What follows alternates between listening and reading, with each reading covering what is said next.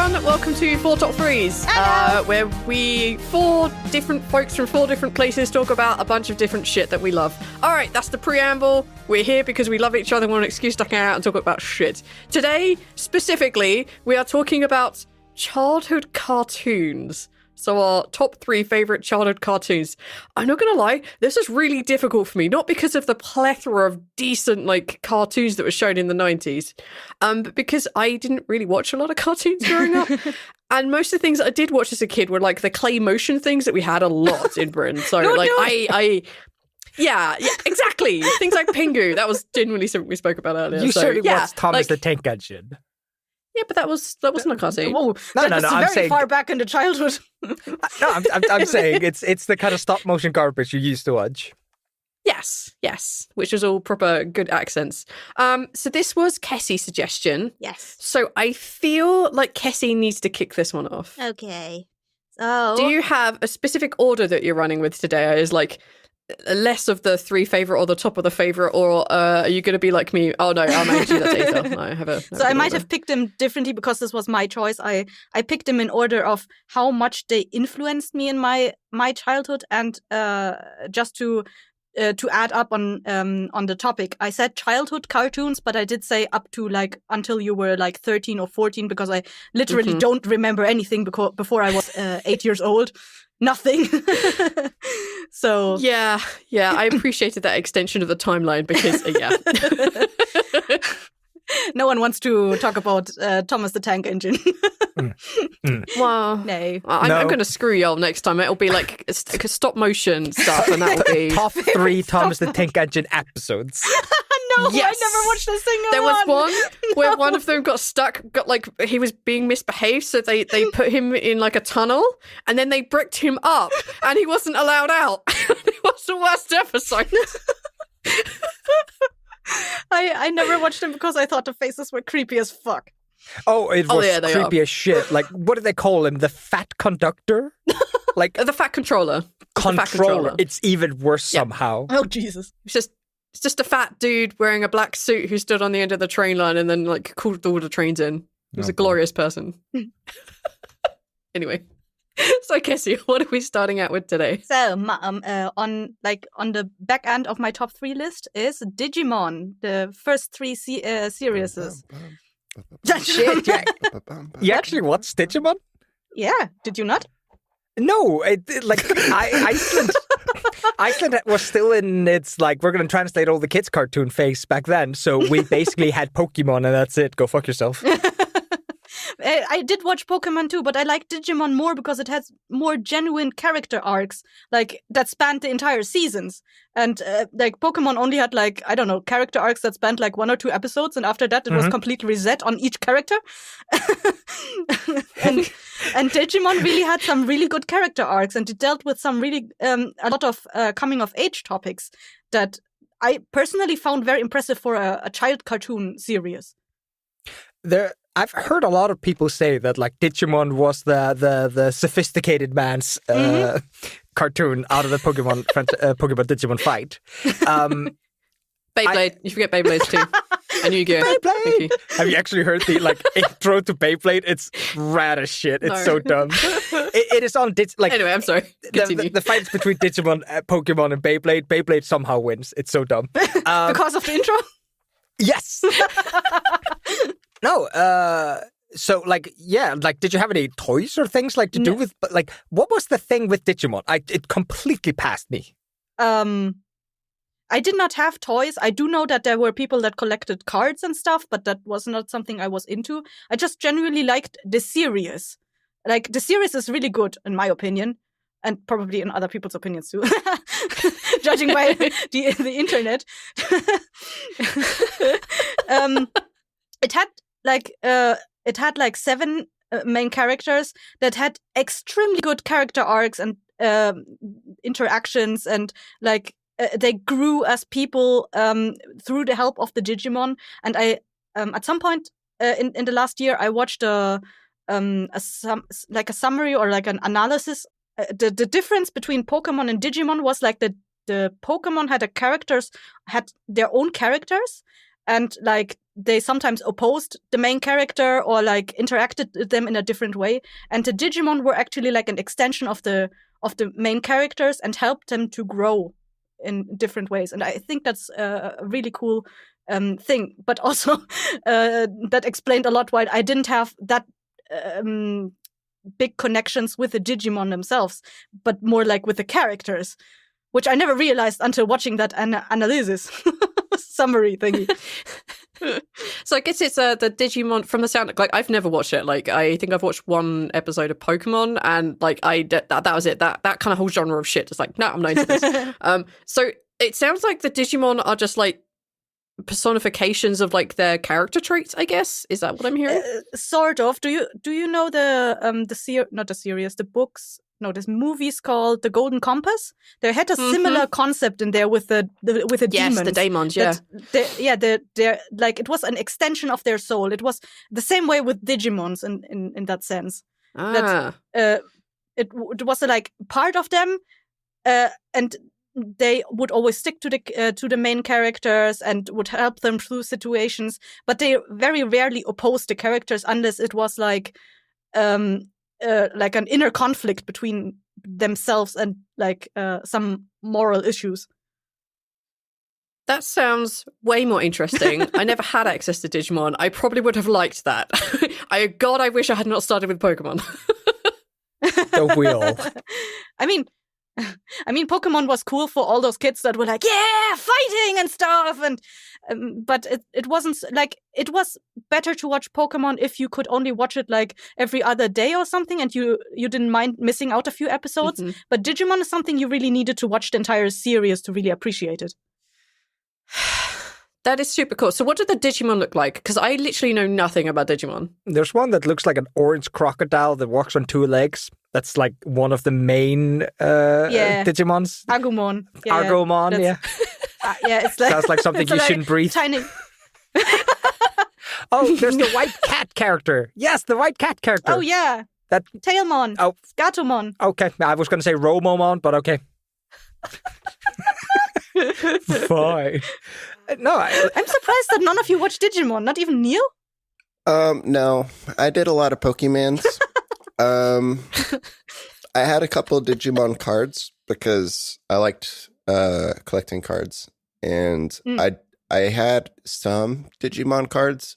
And I mean, I had some of all the cards. I think I still kick myself up because I remember buying like really, really early Magic the Gathering cards, and I just don't like. They don't exist anymore. I don't have them. Oh. Yeah, big oof. But I had a lot of cards as a kid. I have to write a note for myself. Generally, the Digimon had a very different aesthetic to like Pokemon. Like Pokemon were really like cutesy and very well rounded. Digimon were all kind of for some reason and mean. Like they always looked like they just went through the gutter. Like even when they freshly digivolved, they looked like they just found some rags and were like, yeah, whatever, I'm putting this on. One of the Digimon characters is literally just a gun. Like the designs are very weird. They're very wacky, like abstract or weird. I don't know how to. Yeah, I don't know, like trashy. I think like. One of them is like an angel that has like bullets in his chest or something like that. Like you, sounds metal as shit. And like he has like torn up wings and stuff. And even despite the fact that he just digivolved, he looks like that, and it's really weird. The design doesn't really make sense. Is he related to the female angel character who's I've seen a lot of fan art of? You say that like you've seen Rule 34 fan art. So much of that character. So much. They are sort of related. If you watch the first season, if you ever get around to it, it will make sense. Because they are like the Digimon of the smallest children. Like they are like, I don't know, 8 or 9 in the series. The smallest children had the let me put massive quotation marks around this, sexiest Digimons. Yes. No. Big old quotation marks. Fucking Japan. No. I think the problem here is that the series was written based on the Digimon designs that like were made completely aloof from the series itself. So the designs don't really match up really with the don't play out with the way the series goes. Okay. I have a question. Sorry. Yeah. So when you say they represent the person, like how does one acquire a Digimon? Because in Pokemon, you go find them, or you trade. Yeah, but people collect things that they think represent themselves or their strategy. So you have the different kinds of gyms, and then those people are like real big about like, this is the best things in life are strength, and I have rocks for Pokemon, so they're real strong. And and so the difference between Pokemon and Digimon is that, like at least in the series, is that like in Pokemon you can just go out and catch whatever the fuck you want. In Digimon, like the premise of the story is that those 7 kids suddenly find themselves in the Digimon world, and they each have a guide that helps them find their way around because they're digidestins. So they have one. That's literally what it's called. It's dying. Oh. I'm sorry. You already said Digiworld, and I was like, okay, that's dumb as shit. And then you said they were digidestined. It is super dumb. The terminology is it's very straightforward and also dumb. But but it's also kind of aimed at kids. Like you have to try and remember things. I know. My show's not better. They basically have like one Digimon that represents their characters best, or like that suits their characters best, and that is put by their side. So they can't go out and be like, actually, I don't like you anymore, I'm going to get another Digimon. They don't do that. They only have one Digimon, and that's it. Well, I guess that also kind of makes sense, because if you don't like your own Digimon, you just don't like yourself. Yes.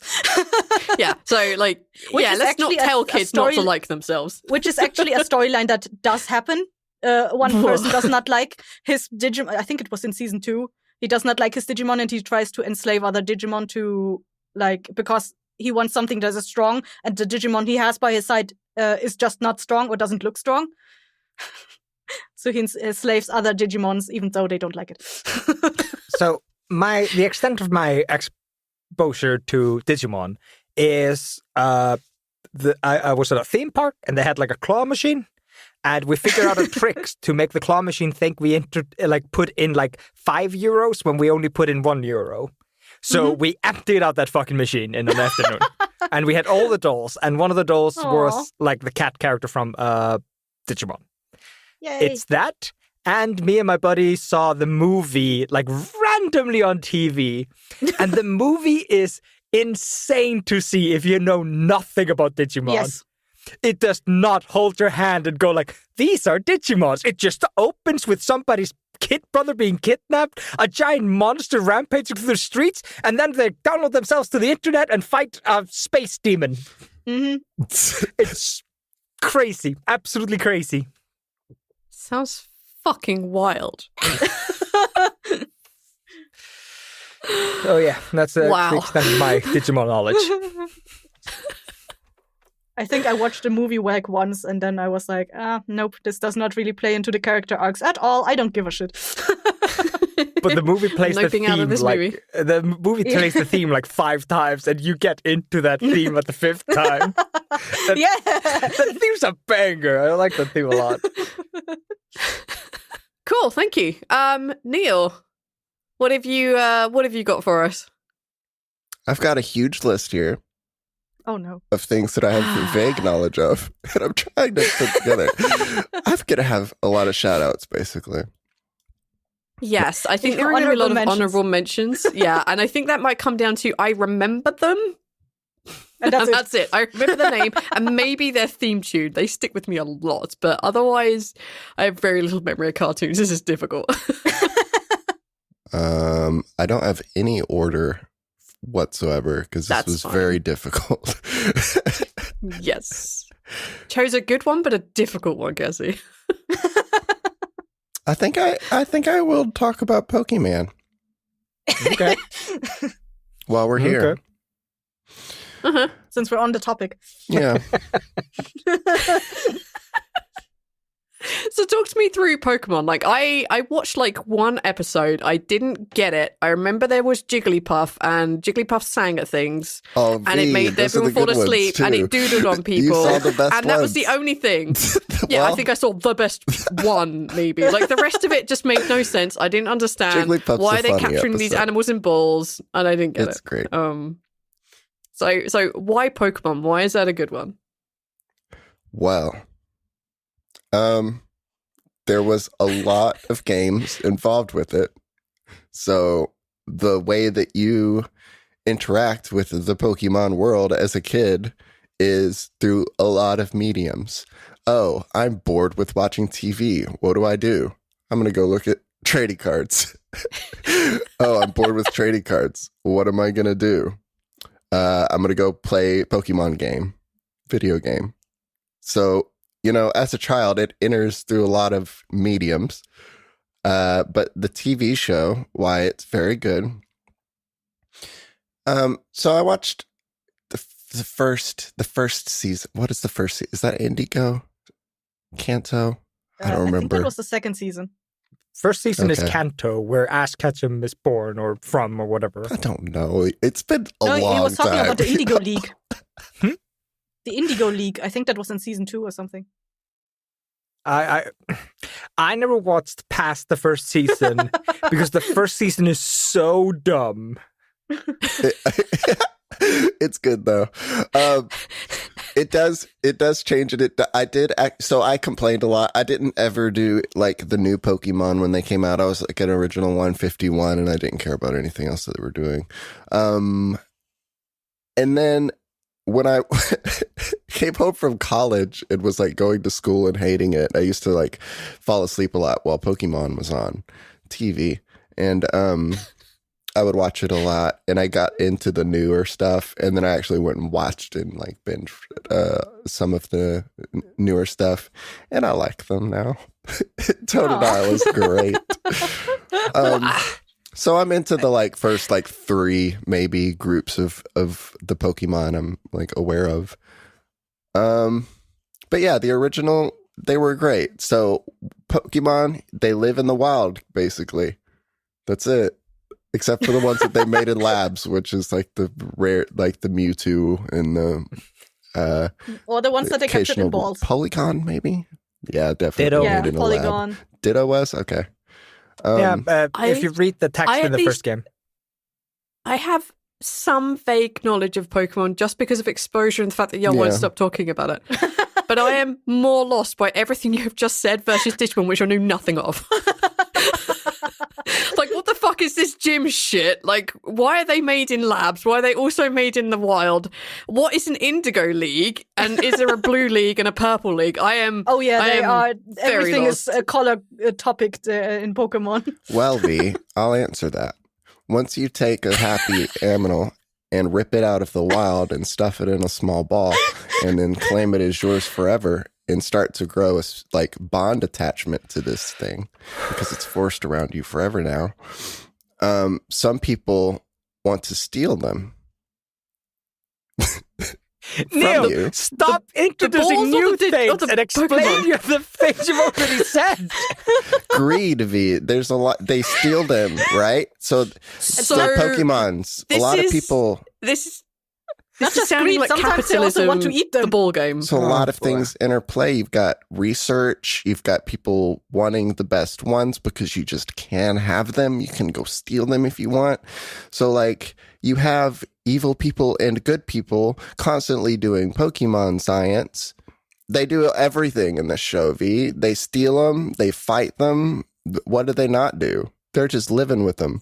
And they're wandering around and they're doing gyms to get badges because they want to be very best. Gyms. Okay, so the gyms to get badges is like a fight club. Yeah. So right, okay. So I need to ask about Team Rocket because is it Jesse and the other one? James. Jesse and James. I love that dynamic and I see that like memes They're and very like fucking good. short scripted everywhere and I love them, but there is a talking cat. Is that a Pokemon or is that a talking cat? Meowth is, there's a special though. Their Meowth is special. Not all of them have such a great voice like that. I think the rest of the Meowths. Is he one of like the? Is he like a He might be a science based experiment. one? Was he made might in be. a lab? I don't No, he really know. he taught himself how to talk. Yeah, he was trying to impress Giovanni and taught himself to talk, but that wasn't enough, so he just gave him to Jesse and James. Okay. It's so How to it's confuse cute. me. Meowth is very good. In the Pokemon world, there are gyms and leagues. To be allowed to challenge the league, you have to first beat all the gyms in the area. I just wanted to get that out of the way because Neil absolutely and utterly failed to explain that. Because beating the league is like something that no one does. It's Yes. set up there to be like, this is the best of the best. I'm the best at chess and you can't beat me. And if you do, you're the best at chess then, right? Fun fact, Ash didn't beat a league until like last year.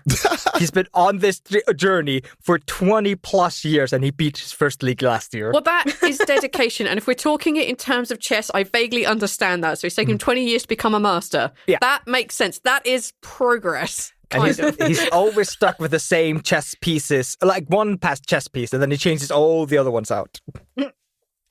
Okay, so that's the yellow one. Yeah. Say its name. Pikachu. Thank you. Or is it Raichu? Is that the one that comes after? That's the after one. Okay, but he never allows him to become evolved. He keeps him... Allows him. There's an episode about Pikachu choosing to stay Pikachu.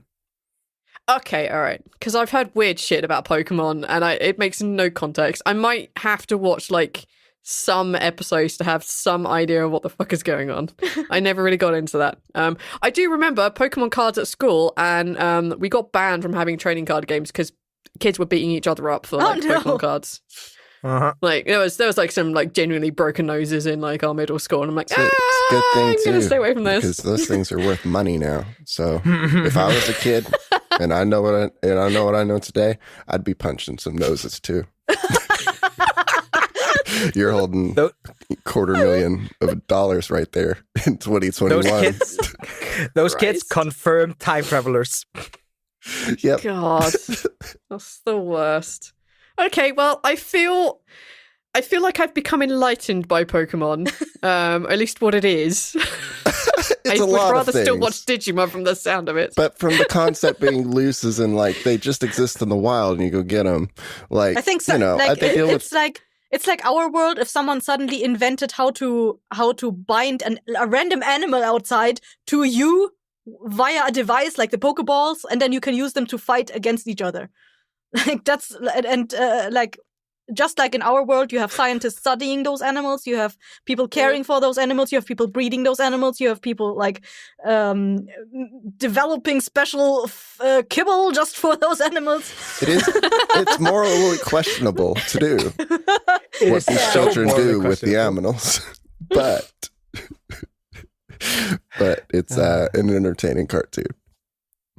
Okay, good. Well, I'm glad I watched maybe the only good one in that opinion. Like something about Jigglypuff resonates me. And there's one that looks like a duck who always has a migraine. So apparently that's my spirit Pokemon. You need to watch the duck Ghosts it is. one.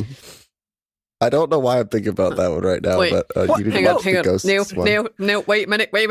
Y'all have just introduced now ghosts into this shit. Neil, the ghost arch is the worst part. That's why I quit it's fun, first though. season. It is so bad. It's so bad. He makes Sabrina laugh and she gives him the fucking badge. And it's the third badge in a row Ash didn't fucking earn. You gotta look at this from the concept of a child who's not like trying to. I will admit, I watched this in my 20s, so. I'm gonna back out while I still have any vague idea and have a simple, like, I feel like I have a grasp on this now. Adding in Ghost, I think it's just making this more complicated than it needs to be for me right now, so thank you for Pokemon. Alright, Aethel. This option better not be Pokemon. It is not Pokemon. Okay, great. What have we got? So I had access to very limited amount of cartoons. In my home, we only had the main broadcast television station, which had cartoons on Saturdays in the morning. And those cartoons were garbage, absolute garbage. And when Cassie introduced the topic, I had a giant fucking problem because I couldn't, like, that was all that was in my brain was the shit fucking cartoons from that, like, that little, like, 2-hour section every week that I had access to cartoons. But then I kept thinking about it and I kept thinking, and then I remembered Dragon Ball Z. It is very late in my 12, 13, maybe 14 years old that Dragon Ball Z comes up on Toonami, which was on Cartoon Network in Iceland. I did not have Cartoon Network. My aunt and my grandma did. And I would go over to their place at 6:20 every day to go watch Dragon Ball Z. And it was amazing. It is such a dumb show. It is crazy. There's explosions everywhere. Everybody's punching everybody. The power to like destroy planets. It gets so dumb. It's so good. And they power I up for 5 episodes. Oh yeah, yes. And they just scream at each other. And then you have the oh, what was his name? The blue guy. He's always like expositioning everything. It's so dumb. Oh, it's beautiful. I loved it. Absolutely loved it. And I loved it so much that I, in my late 20s, watched the prequel series called Dragon Ball. And those are bonkers. Like straight up bonkers. They're great. I do not recommend watching them because there's like 100 of those episodes, which accrues to about 2,000 minutes of videos to watch. It's not worth that, but like it was the perfect thing for me to watch in my 20s. But I watched Dragon Ball Z when I was a kid. I was just beginning to understand English, so I had an idea what the stories were. Oh, was Cartoon Network English completely English for you? Yeah, Cartoon Network was never an Icelandic channel, so same here though. Yeah, well, we had that too, yeah. The cartoons that were on the Icelandic television, like the little 2-hour section I was talking about earlier, those were translated, and those were always garbage because, like, the Icelandic government was gonna translate Goku screaming, charging up, and then punching Frieza so hard in the stomach that his tail falls off. What would that sound like in Icelandic, though? Surely if it's just screaming, they could keep the scream. If it's 5 episodes of screaming, that's super easy. Ah! In Icelandic. Ah! Subtitles. With an R at the end that rolls, like super easy. I did it for them. You're welcome, Icelandic government. It's a great show. It's so dumb. It's fantastic. I watched the entirety of the Frieza saga and well into the Cell saga before I couldn't watch it anymore. That's genuinely like I think there were like 2 new episodes a week, so that's probably like a year and a half of catching those fucking episodes. Good times. Good times. Is that the meme over 9,000? Yeah. Yes, that comes from like the first 10 episodes of Dragon Ball Z. No, it's like the first like 25. It's not until Vegeta shows up that that stuff comes up. You're making me nerd out in a dumb way where like nobody cares way. Don't worry, she did that earlier with Digimon too. I worked with a couple buddies once that were really big into like a YouTube series of the Dragon Ball Abridged. Where they were... It is so fucking good. If you watch Dragon Ball Z as a kid or like as a teenager, watch Dragon Ball Abridged. It is. I missed Dragon Ball though, so it was kind of missing on me. But there was a Pokemon one that was okay for a minute. I never saw the Pokemon Abridged. And again, like I think it is you need to have watched the original stuff to enjoy the Abridged stuff. Yeah, No, you don't. That depends on the series, but like I watched Yu-Gi-Oh! Abridged and I did not know the original and I loved the abridged version. I was like, yeah, this is all the exposure I need. I don't need to watch the real shit.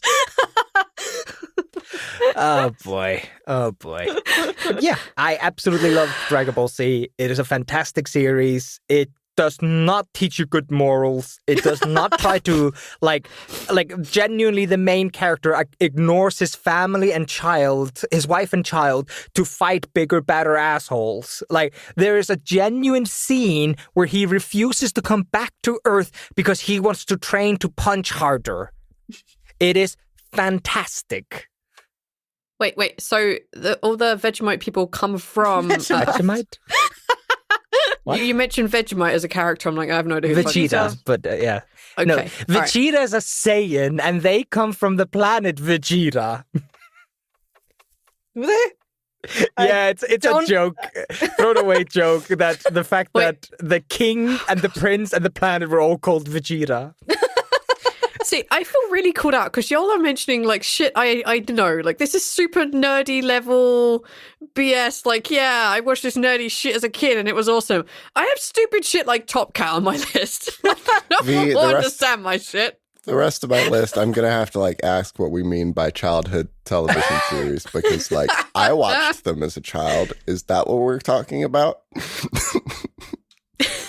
What one of my series comes from that before I was influenced your born. life?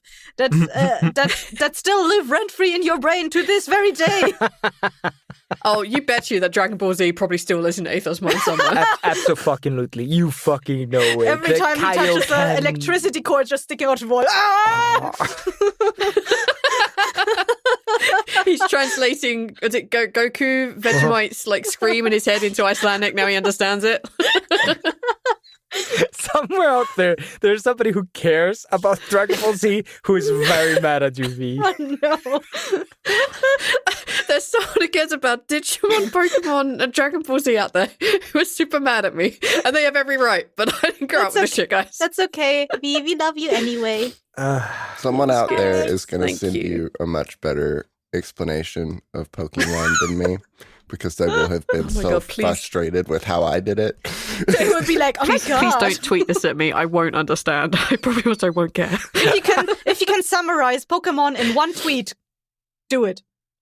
Yes, if someone can tweet do at that, me. and the other three people on this podcast can say that one tweet has summarized Pokemon, I will go watch Pokemon. I will watch whatever like fucking bullshit series you suggest. That's my thing out there. But also, V's favorite is Totodile. And so send V gifs of Totodile dancing. Because that's No, my I think it's favorite, too. Jigglypuff. Like Jigglypuff is the Jigglypuff one is that so sings, good. and they get super mad that nobody listens to them. And they draw No, on they fall everyone's faces. asleep because she while they're sings. asleep. Yes. Yes. I feel like that and Psyduck because it looks like a duck and has migraines. It's just me. Like those two things, yes. All right. my one of my three favorite cartoons, and this was really difficult, was a cartoon called Recess. Oh, V, no, yeah, it was that's about- on my list too. Yay! Yeah, I don't high know five. it. I understand. Woohoo! How do you spell it? So, Recess. So it was an American cartoon, and I saw it at some point okay. during my childhood because I remembered it. And without having to Google anything, I just remembered and saw a picture of like the Recess kids. I'm like, yes, now I remember this shit. It's literally about a group of school kids and their time during like their playtimes, their break times while they're at school. And there was a jungle gym type thing, and there was like a group of girls called the Ashleys, and there was someone called Spinelli, and she was also an Ashley, but she didn't want to be an Ashley because all the Ashleys were like, oh my god, I have like the most perfect nails. What are you going to wear to the prom? Or whatever the fuck it was. Like they're supposed to be kids. No, they weren't like prom age kids, but they were kids. And she, like the Spinelli Ashley that didn't want to be an Ashley, used to wear like this beanie hat and like had these like Doc Martin kind of boots thing. And she was like the most tomboyish thing in the world. And I fucking loved her because I'm like, that is basically me. I don't want to be dealing with this girly shit. No, fuck this. I'm into that.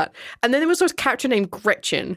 I think her name was Gretchen. And she was like the nerdy one. Like she had like glasses. She was really tall and really thin. I was really thin as a kid. So like I again went with that and always had glasses. And she was super nerdy and she knew stuff. And I'm like, yes, I like this too. I remember nothing about the boys whatsoever except one of them played basketball and I thought that was kind of cool. And then the but teachers, V, like there was this Randall. old lady. You just want to punch him? Which one was Randall? Isn't Wait, that a are you- snitchy one? I'm guessing real hard. You at mean the name. only Oh, kid trying to yeah. follow the rules? Yeah, Rules, Randall, that little Aethor? bastard. This is the playground. Yes.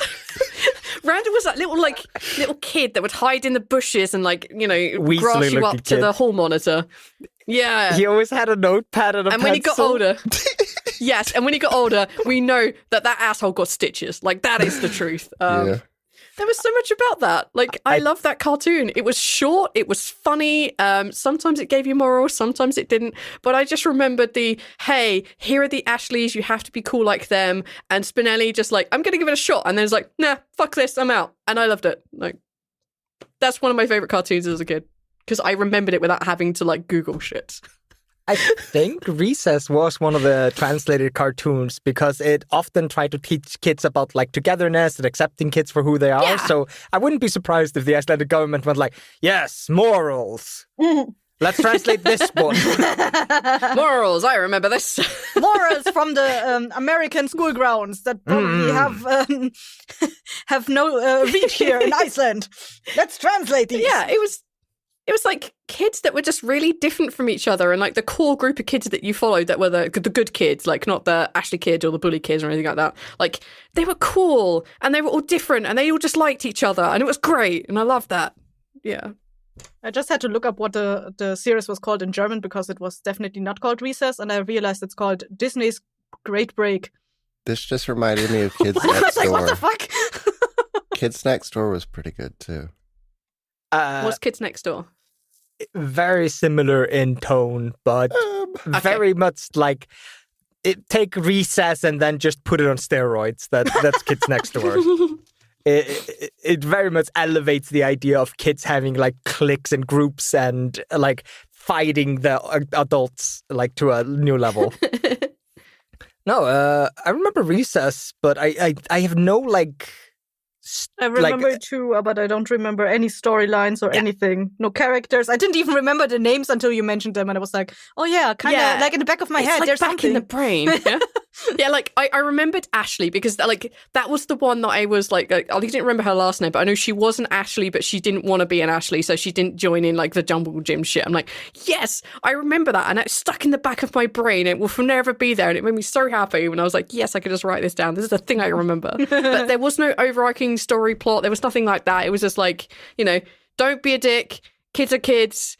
Continue on and go back to school. Like, yes, I'm on board. It also had a pretty rad opening. Is it something to do with the school bell? Yeah, I don't remember about that. Like it has like an army-esque theme like song to it. Yeah. Yeah, it's like a drum beat. It's like very militaristic. Yes, you're right. We will drill these kids into shape. So when I was going to school, early school, my mom was a teacher, and we couldn't go home until like 6 or 7 because mom would be doing school stuff, and dad didn't get off till later. So grandma would pick us up from school, and we'd go home to grandma's, and that was pretty much what grandma had. That was TV. Was Recess and Dragon Tales came on afterwards, I think. And my sister and I would watch Recess and, have a snack and wait for mom and dad to get off work pretty much every day. That's adorable. So is that why that's on the list? Yeah, because I don't remember anything about it, but it's definitely one that memories. I remember I watched as a child. So, okay, do you have fond memories? I just made an assumption. Or was it like, oh no, I have to watch this series now because mom and dad are never home? Well, it wasn't like I wanted to watch Recess. I could have gone home and played video games, probably what I wanted to do all the time. But I was, stuck watching, either this or Judge Judy, I'm guessing. Who knows? Just regular TV. Woof. Yeah, I choose Recess over Judge Judy any day. I do like court TV, though. I used to it was court TV and Pokemon I used to sleep to in college. So I'm talking about Judge Judy. But I like Judge Judy's petty that, court television. Yeah, it's like fake court where like two people argue in front of like a TV judge. Yeah, and then she like she gets a feel for which one the crowd likes more, and then she just judges in their favor. Rude. You have to play to the crowd. They just yell at someone. They listen to the thing, and she yells at them and says, "No, you're wrong." This is like a really organized, like I guess Jerry Springfield or whatever the fuck his name is. Jerry Springer. Yeah, these are not cartoons. Yeah, that's the one. Though. Yeah, I know that Judge Judy isn't a cartoon. But it has Would that be a good kind of like. cartoon.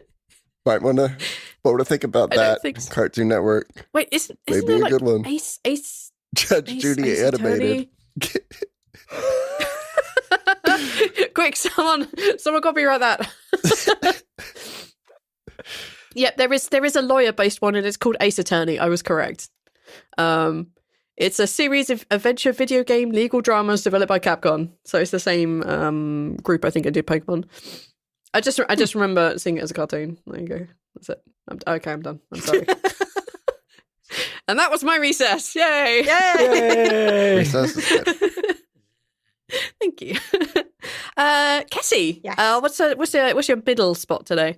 My middle spot today is something that influenced me on our artistic level, which is the series called Inuyasha, another anime. Oh, Inuyasha, or call it by its real name, Dragon Ball Z for girls. Or Sailor Moon for boys.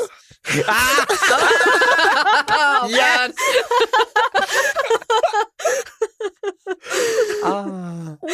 Yeah. This? I feel like you guys are just talking on a completely different level to me. I feel like I've turned up with paper mache and you guys turned up with fucking art. I'm like, oh my god, I'm out of I had to watch a stuck, lot man. of Inuyasha and I didn't understand it, and I'll explain later. It's one of those series that really only you cannot just You can't catch jump a random in anywhere. episode. Yeah, you cannot Yeah. jump in. That was my issue. I mean, you can if you know the basic what's the premise of the whole thing. You can Never probably did. jump in. But yeah, I think it spans 180 episodes or something, or 100. I don't remember exactly how many, or maybe 200. It's a very long storyline, but it's also a very good storyline. It has very good characters, in my opinion.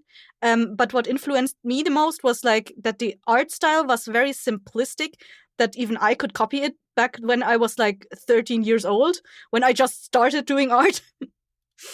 And I also had a friend that collected the mangas, and so we often traded them. So yeah, it was a very simplistic style, but it was very effective for the time back then. Anime these days is, I don't know, different.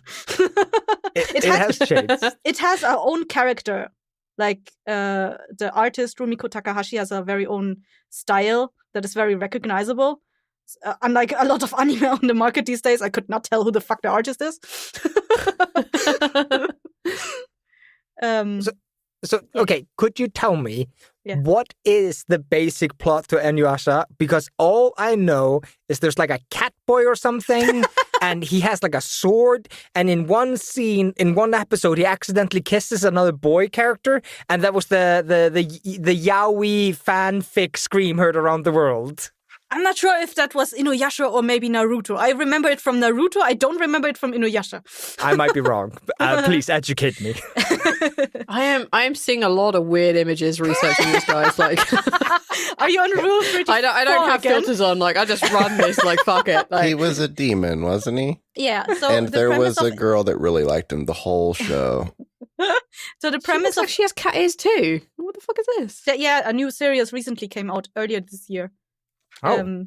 A continuation with the child of the main characters. Oh no, they're from the doing the series. Naruto thing. Maybe, but I don't think the child knows their parents as far as I know. On the last thing I watched, anyway, the premise of the main story is that there's this girl from the current times that accidentally gets pulled into a well by another demon. She lives on a shrine and she gets pulled into a well, and that well transports her 500 years into the past, where she meets that demon boy Inuyasha, who first tries to kill her because she resembles a person he knew from his past. And she got pulled into the well because she has a jewel in her body that got reincarnated with her. Because I love it. Because anime. Because anime. No, because she is actually a reincarnation of the person that Inuyasha knew, and she was burned with that jewel, and it got reincarnated in her body, and so it re-existed in that world. And this jewel is something that all the demons really want because it gives them superpowers. And during a fight with a random demon that attacks them for the jewel, she accidentally shoots the jewel and it breaks into like 1 million pieces, and then they have to go around Japan and look for those pieces.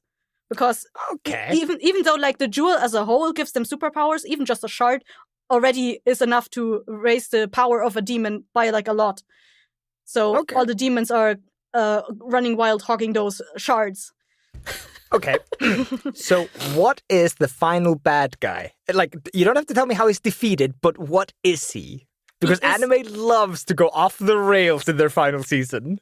Okay, this is spoilery if you have not watched Inuyasha yet. Quit here. Cover your ears. Cover your ears. If you can send it to me concisely in a tweet, I will. So with a gif of Totodile. The final bad guy, his name is Naraku. He is a person who really liked the woman that died earlier, that had the jewel and got burned. He really liked her, and like he wanted to make her his own. So he sold his soul to like 1,000 demons to have her, or like have the power to obtain her. And that is basically the bad guy. See, I fucking knew it. Just ask for the final bad guy, shit goes off the rails.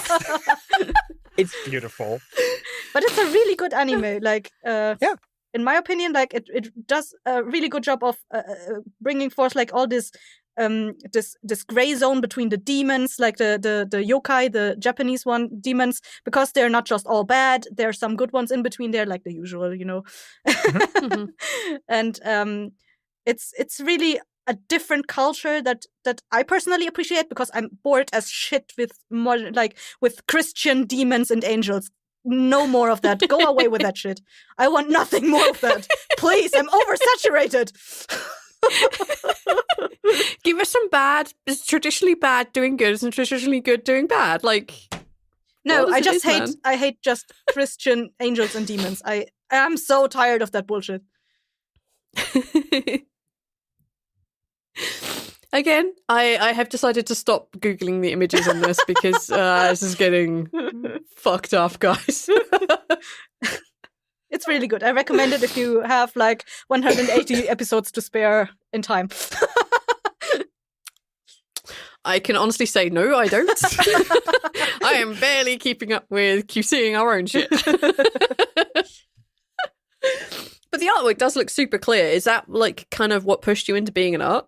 Or was it just that it was easy to, I guess, kind of replicate? No, it was on the market while I was getting into art, and I was like, oh, this is nice too, because like I was already into collecting mangas at the time, but they were super complex. Like the characters back and like other mangas had like, especially the girly mangas that like I got from friends, had like every strand of hair was drawn all over the faces, and the eyes were huge as fuck, and it was like so super detailed. I was like, what the fuck are all these lines? Oh, early 90s girl mangas are horrifying today. Oh, yeah. Oh, Jesus. They are bad. The amount of detail, like in the eyes and in the face, it reaches that uncanny valley thing. Like, I think there's like a manga called something like Fruit Basket or something, and I genuinely think that is very simple, actually. That is a very simplistic design. I might be misremembering the names. Maybe. Like some friend of mine gave me like one manga, and all the girls had just these horrifyingly big eyes, and everything was so detailed, but then they didn't have skin. And he was just like, it's like, it's fucking it's just awful. Just awful. Yeah. Well. Welp. What he said. Welp. Yep. Insert knowledge of yep, cool. Neil. I'm gonna continue backpacking off of Kessie's. Okay. And talk about one that I wanted to talk about, but wasn't sure if I was allowed to, but I'm going to, because look, here's the deal. Every cartoon from here on out, other than Pokemon, that's a children's cartoon, Neil is going to have the same amount of memory problems as I have with Recess. I had to watch Inuyasha, or whatever was playing of Inuyasha, in order to watch Full Metal Alchemist, which I watched when I was very young. Aw, Ooh. I'm assuming you're Athar's talking, kicking himself. not the you're talking about Brotherhood. the original series. Not the Brotherhood. Yeah. No, the one that was like 2001. I was like somewhere between 10 and 13 when I was watching all those. In fairness, probably a lot of people watched those, and then the Brotherhood came out, and everyone was like, "Oh my god, this is so much better." Yeah, basically Brotherhood was all out before I even knew that they had like 2 of them now. When people started talking about it again, I was just lost, and I remained lost until much later, and I was like, oh, I understand. They just redid it. It redid the ending, I think. But I guess I have nostalgia for the original a lot. It also, the ending of it was something in personal opinion is that I think you could keep like the first 10 or so episodes of the original and tuck them in front of Those were so Brotherhood. good. And I think it would make the entire series a lot better. What? You're insane. No, they were... The Brotherhood picks up at a much later time. Aethar is so grumps. Harumph, I told you. The original actually stuck a lot to the manga for like the first 10 episodes. So it was actually pretty good, like until like I think there were parts in there that did not make it into Brotherhood, and Brotherhood picks up at a much later date and like compresses like everything that happened in those 10 episodes into like one and cut a lot of stuff out. Yes, Cassie. Brotherhood took a lot of fluff, Mm-hmm. put it into a ball, and threw in the trash.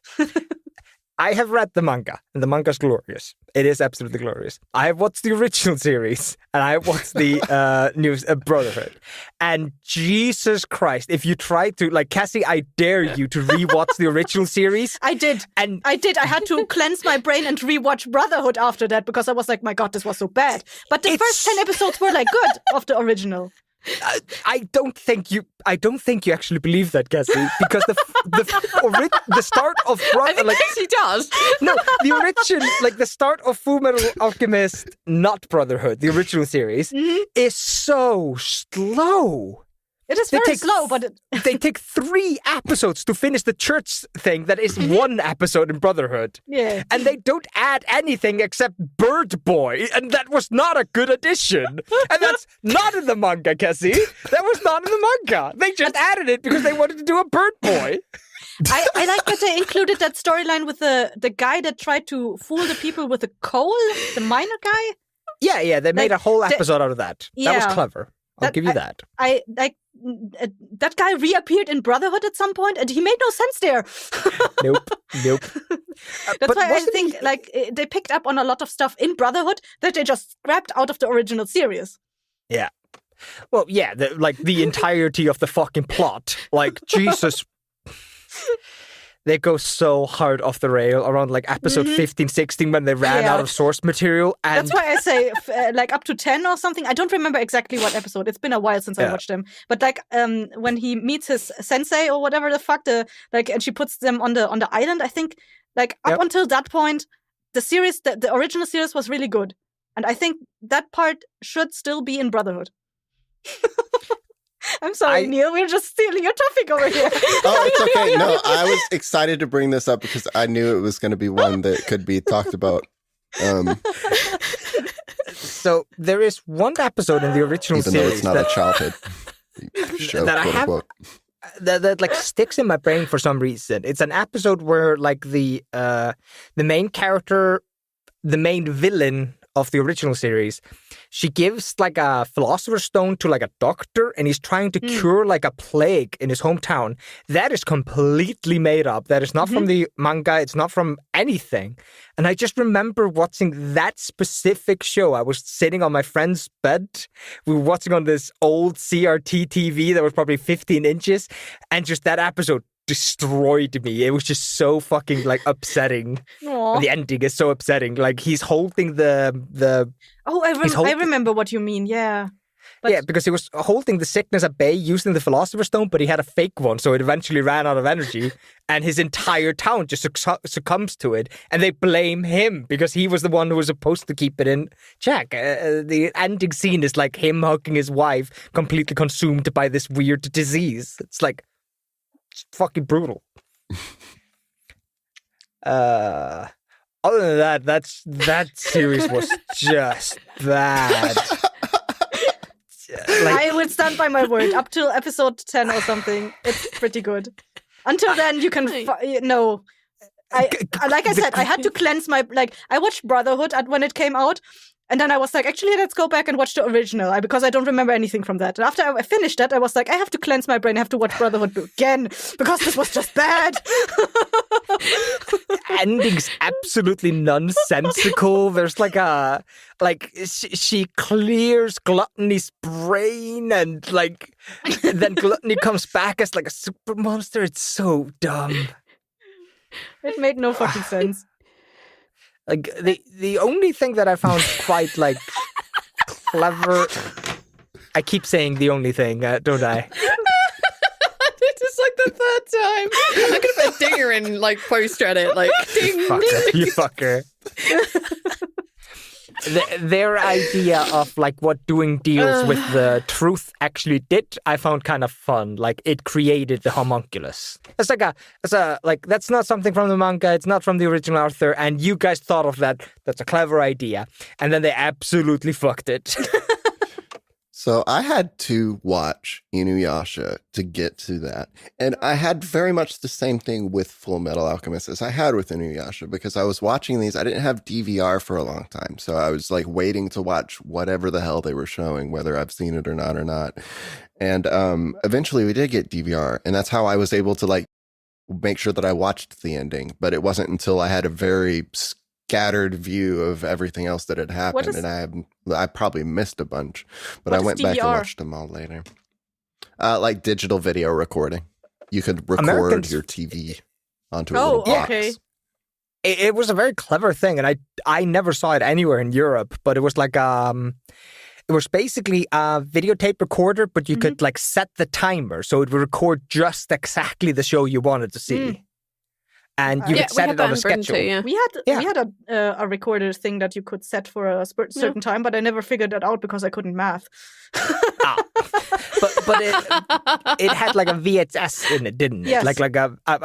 Yes. You're just talking about a programmable VHS. They had just a box that had its own tape in it, and it collected all the information and kept it. Ours was just a hard drive. In Britain, we bypassed the video and the DVD shit. We just had a hard drive on the box which received the satellite or the network stuff. Mm-hmm. Yeah. I think this was very much just England and America, Britain and the United States. Ours came in the box from the satellite or cable company. That recorded the thing, and you had a remote with a little record button on it, and you didn't have to press a record button as the show was going on or anything, but when you're in the menu browsing all of the shows, you can scroll to the future you can and set hit the record on button and it'll record that. It apparently got really good. It managed it started to cut out the commercials in between shows. Wow. And I think that's about the time that the satellite TVs were no, you fuckers don't get to do this to us. Our advertisers are very angry right now. You have to fast forward through those manually or with the 30-second skip button. You cannot. Yep. But I remember that. sense. I watched a lot of shows like that. Yeah. Yeah. Well, thank you for the discussion that provoked. Yeah, it was the first show that I really wanted to catch up story-wise on, and I had gotten in bits like that, And Inuyasha, I did not get the story on. In fairness, I tried. I wanted to like it. The original Full Metal Alchemist was I don't know, it was less than 50, I think, or 40 episodes. And Inuyasha was 180. It was a bit easier for me to grasp episode to episode and kind of piece it together later. It's more condensed. Yeah. the episodes are a little more actiony because a lot of Inuyasha episodes are very like conversation heavy. And when I don't know what they're talking about, heavy because everyone's like, I have to deal with this emotion. Hold on. I need one episode per emotion, please. Hang on, guys. I'm feeling an emotion. Plot. I have don't to know deal what's with this. going on. Oh goodness. What is this plot you speak of? One must emote first. I need to go watch All right. Full Metal Alchemist now again. I only just watched Brotherhood. Is that what we watched? Yeah. Okay, yeah, I only just watched that like last year. We genuinely watched it because we were in between houses and we had nowhere to go and nothing to do, and all of our shit was in boxes. Yes. It's a good pick, You had though. no choice. Yeah, it was on Netflix, and I managed to sign into it on my cousin's TV where we were staying. Mm-hmm. Yeah, I think it was like a solid day and a bit, and then we kept watching it when we moved in here. Mm-hmm. Yeah, I remember that. Fun times. All right, Aethel, what have you got? I've got... So, like I said earlier, I had that 2-hour window of Icelandic cartoons where they translated it, which means 90% of the stuff Neil listed off earlier, I didn't get until I was older than 13 when I actually understood English. But there was one show that it didn't matter that I didn't understand it. It definitely influenced something in my brain. And that was Dexter's Laboratory. That show caught my fucking attention every single time. Dexter's Laboratory, like something about... so I was a younger brother with an older brother, so not exactly, but something about being the younger brother and being teased by your older sibling absolutely resonated with me. Me and my older brother, we fought like cat and dogs when we were younger. Cat dogs. And the idea of being clever and wanting to create was always resonated within me, and I... Like, whenever, like, we had, like, wait, hang on a minute. You thought that you were Dexter and not Dee Dee? Well, yeah, I was shortened, not the oldest brother, so, like... Okay, all right. I did not think I was Dexter because I was smarter. I thought I was Dexter because I was the younger brother.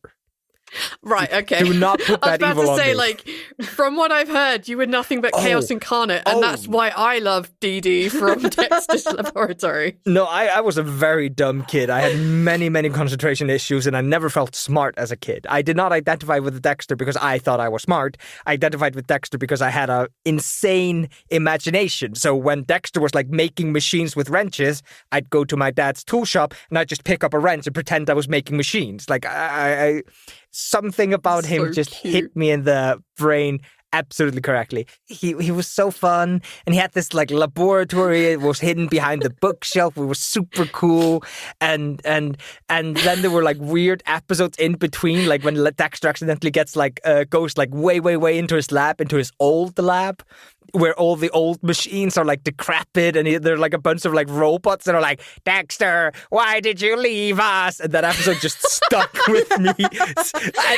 I didn't even understand what was going on when I watched it, but I genuinely remember it and like retroactively figured out what the fucking episode was about, and like it was so vivid in my brain. I remember it. I know there was a D&D episode, and I know I watched it, but back then I didn't know what the fuck D&D was. But retroactively, my brain's figured out, oh, that was a D&D episode. There are so many episodes like that.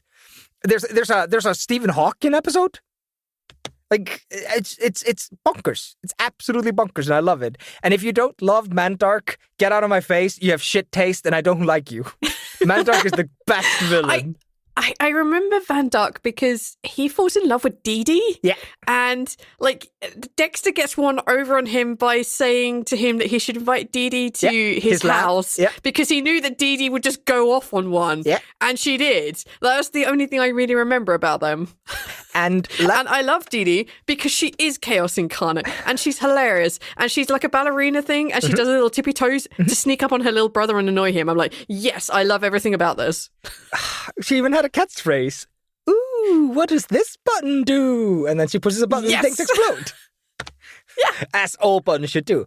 And I, like, before, like, the Dexter's Laboratory movie may be the finest 90s movie Wait, what? in the world. It was like a movie? 90s cartoon need movie. to Google this. Hang on. It remember is time. fan-fucking-tastic. Movie. Oh my god, it is a movie. Holy shit. Ego trip. It is so good. Like, if you watch Dexter's Laboratory as a kid and you remember some of its stuff, watch the movie. You don't need to do anything else. And it's genuinely just, like, you watch it and you're just like, yes, this was absolutely the movie to just close out the series. It's perfect. It's fantastic. You know what else had a movie, V? What's that? Recess. No, I didn't see. Really? Like, I feel that stuff was probably on Cartoon Network, and I didn't have Cartoon Network. I didn't have Nickelodeon. I didn't have any of that stuff. I had whatever the BBC could rip off and put on their like Saturday morning shit. Like, that's all I had. But yeah, Dexter's Laboratory, 100%. See, Dex Lab is in my honorable mentions because I like DD, and that's the only thing that I really remember about it. I didn't enjoy the Dexter at all. I thought it was annoying. I mean, she was annoying, but on a whole level, that was entertaining. In the first episode, he has a button that turns people into different animals, and him and Dee Dee are turning each other into different animals. It's a great episode. And then at the end of the episode, Mom and Dad are coming home and they're running up the stairs and they've accidentally turned each other into slow animals. So there's this like slow chase as they're trying to get to the remote ahead of each other. One of them's a tortoise and the other was a snail. Yes. Yes, I fantastic. remember that. It's fantastic. Oh, wowzers. I don't have anything quite as cool to talk about. I have Top Cat. Top Cat was about a cat who wore a purple hat and he lived in a trash can. What? Top Cat? I remember Top Cat. In Britain, he was called for like I googled this because I wanted to make Oh, sure like okay. I knew there was a whole like story around Top Cat. So Top Cat was like this like that Hanna-Barbera-esque time era of cartoons, which include like the Flintstones and the Jetsons and shit like that. Like that was a whole like bunch of stuff, and their theme tune is very much along that. I did some googling today because I wanted to make sure I understood the story correctly. In Britain, for the longest time, it was called Boss Cat and not Top Cat. Even though the entry song is called Top Cat, they had to replace the title cards, which meant that the sound ended up skipping because there was a brand in Britain called Top Cat, and it was on the BBC, and the BBC, which is like the every man's channel that you pay your TV license for, wasn't allowed to have advertisements, so they had to change the name. It got re-aired, so it came out in 1961, and it got re-aired when I was a kid, and I remember loving the shit out of that because it had the most banging like theme tune, and the episodes were just fucking wild. Top Cat at one point living in a dumpster or living in a trash can. Trash can. Yeah, trash can. He's got class too. We call them rubbish bins in the UK, not trash cans. So he lived in a rubbish bin, and he got jealous of a horse that they brought because the horse got them into debt.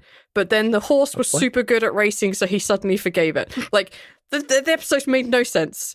And there wasn't an overarching plot. It was like, Monster of the Week equivalent. And it was so dumb and it was so stupid. And it had a catchy tune. And the fact that a cat lived in a bin and looked as dapper as Top Cat did, I was like, all right, I'm in for this. And that's my number 2 cartoon because it's the only other cartoon that I remember, apart from the big cartoon I'm about to mention. I'm upset Like everything that I else in my don't know childhood about are Top animation. Cat. What don't you know about Top Cat? I'm upset that I didn't know about Top Cat or don't know about Cat. Top Cat's Cat. amazing. Like it comes from that that Flintstones and Jetsons era of cartoons, and it has that same style. And he's just cool, man. Like Top Cat is just cool. He lives in a rubbish bin and he is purple. He's got a heavy New York accent. Yes, all of them do. It is a fantastic. It's like gangster shit. They're all like they are like a mock gangster gang, the Top Cat gang. I don't know what they're called. Top Cat. And I remember it, and It's it called unfortunately falls into the category of I didn't get it when I was younger because I didn't understand English. But I do remember a single episode of Top Cat. They get approached by genuine mobsters who have the cats haul a bunch of goods, steal it from a warehouse. And Oh my one God. of the cats is like, oh no, all these alarm clocks are wrong. So he sets all the alarm clocks so they will wake somebody up at 7 a.m. because you have to wake up at 7 a.m. You have to go to the work. And then they send all the stuff out and the real monsters take everything. And then the cops come and they arrest the top cats. And the top cats are like, oh, I didn't do it. It wasn't a me. It's Papa Booey. Like they're doing some weird New York accent. And then the young cat says oh, I actually set all the alarm clocks. And they're like, oh, we got like 200 alarm clocks that are going to go off at the same time.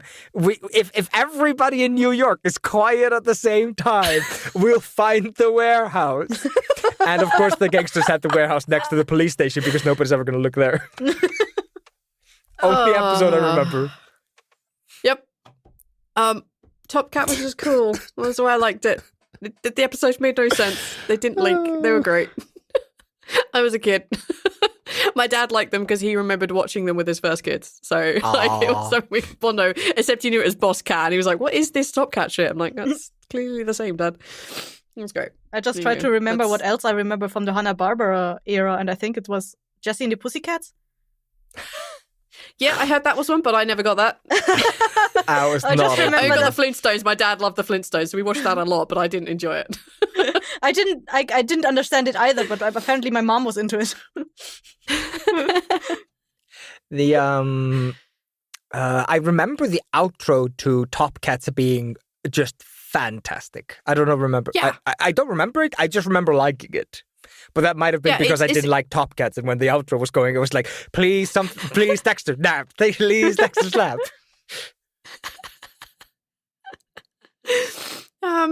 That's. I have like way less interesting shit because I had a lot less to remember. But my honorable mentions list is good. So I promise you that. Ish maybe.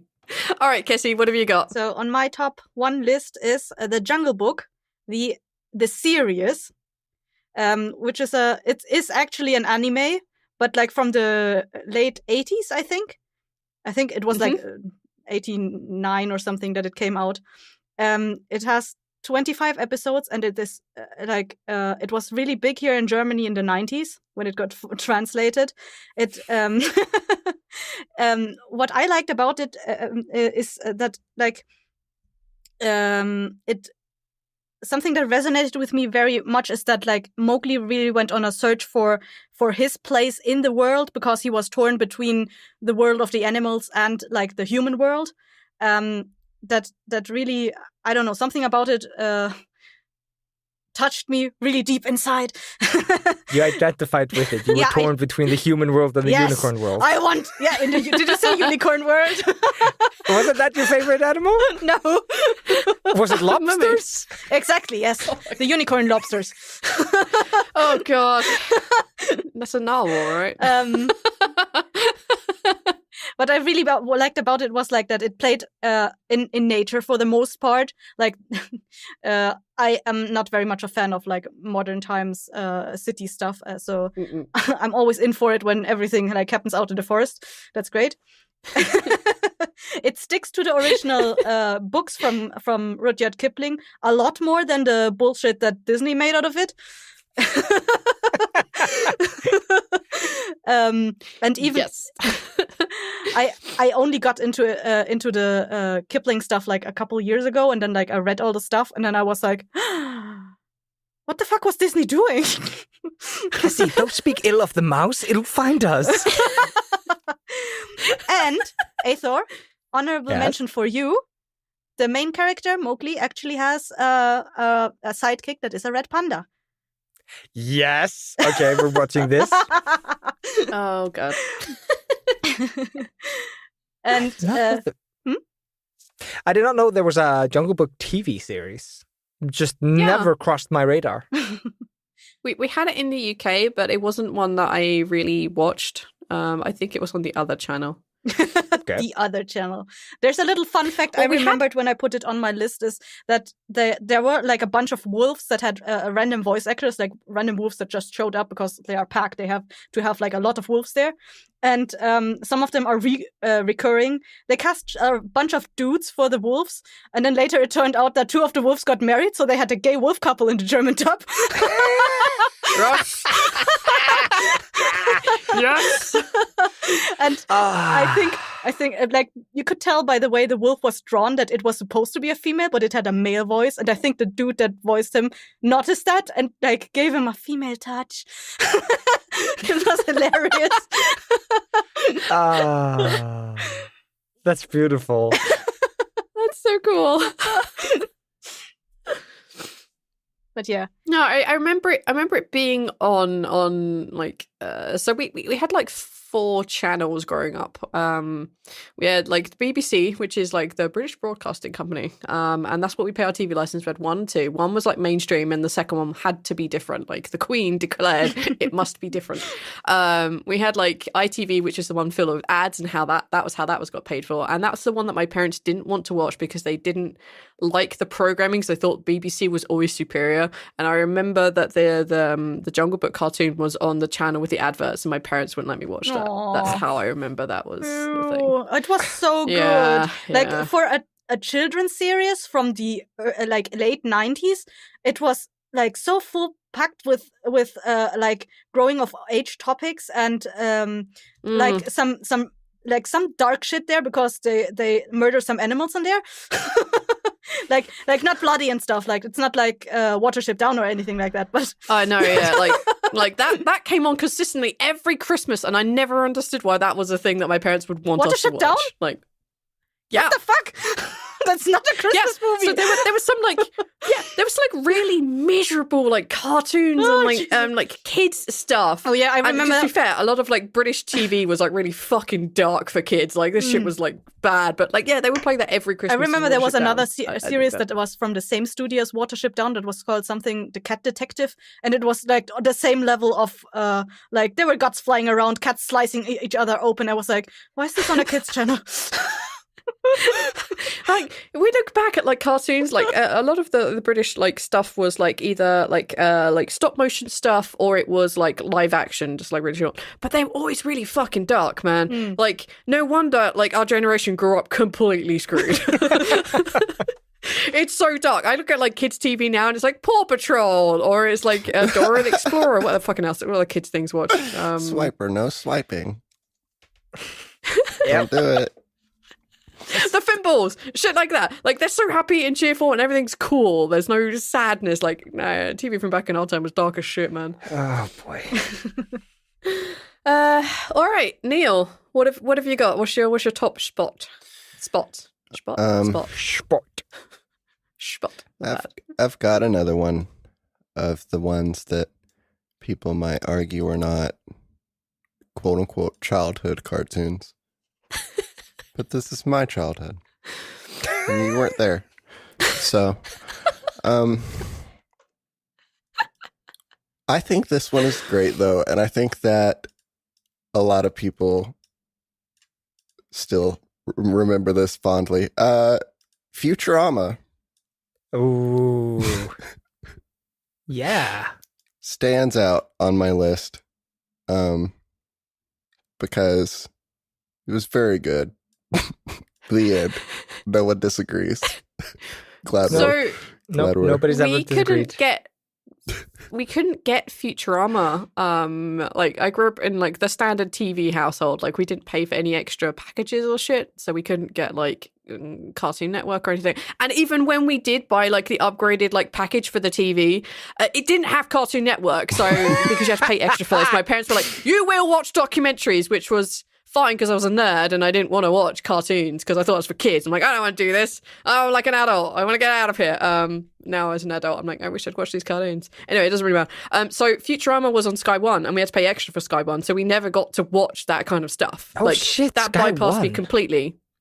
Sky One. Yeah, that's a phrase I haven't heard There's a in channel. ages. Yeah.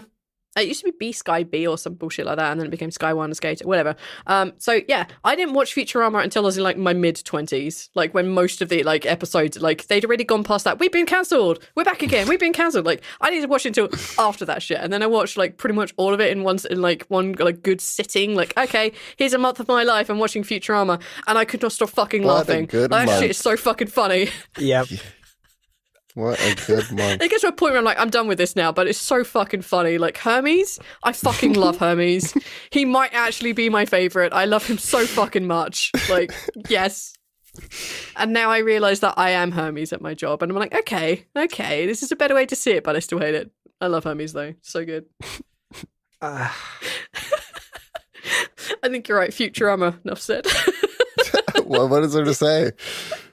There is no arguing. Like the first like 3 series are just fantastic.